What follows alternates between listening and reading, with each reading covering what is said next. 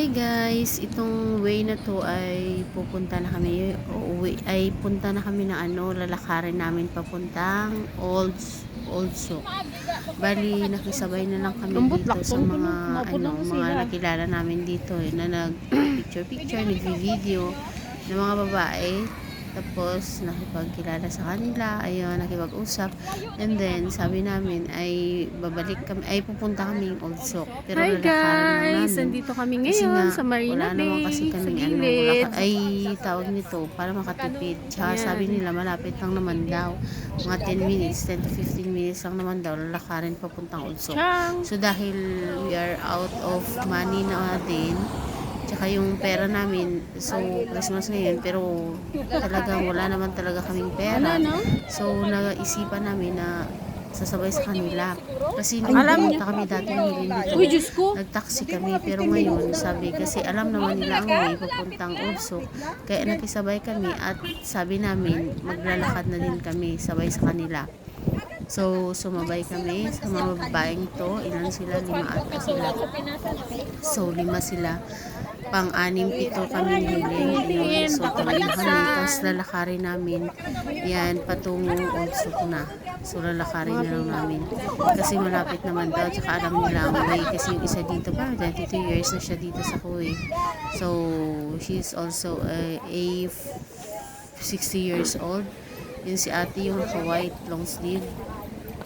Yan, so 22 years old na siya daw dito, kaya ayan, sumabay naman kami. So ako naman 12 years na dito, pero mag 12 years na dito, pero hindi ko talaga masyado kabisado dito kasi hindi naman kami lagi.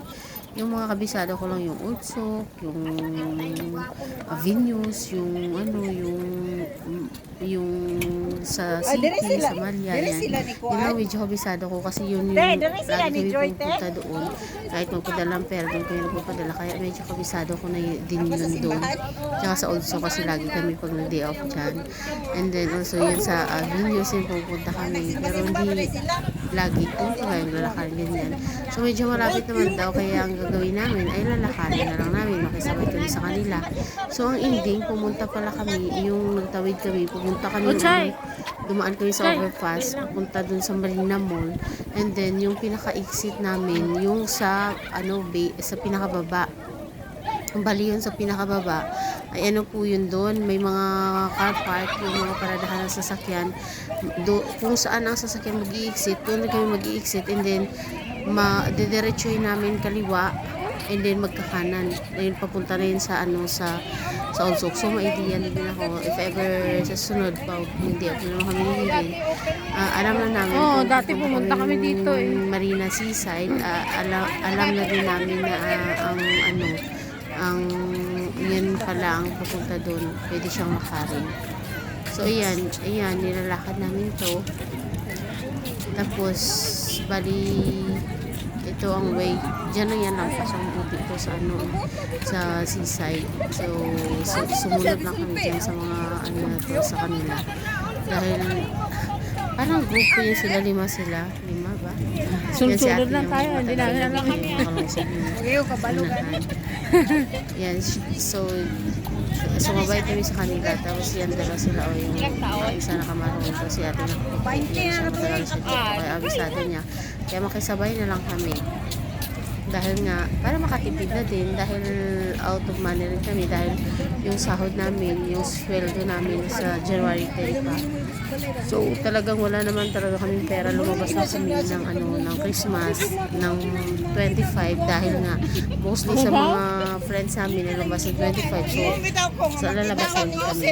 Pero yung pera namin, tinira talaga namin yung unti, para may kain kami. Yan, may pambili unti ng basta yun. Kasi nakakahiya naman, anong gagawin namin, maglakad-lakad, kaya ay magtunganga. Kaya ito, naglakad, nakatipid kami kahit papaano, kasi diba, makatipid ng pamasahe. At nung papunta kami dito, ay nagpahatid kami sa Maniho, so libre talaga, wala kami pamasahe. Sayang din, pangkain lang din namin, kasi wala naman talaga kami pera.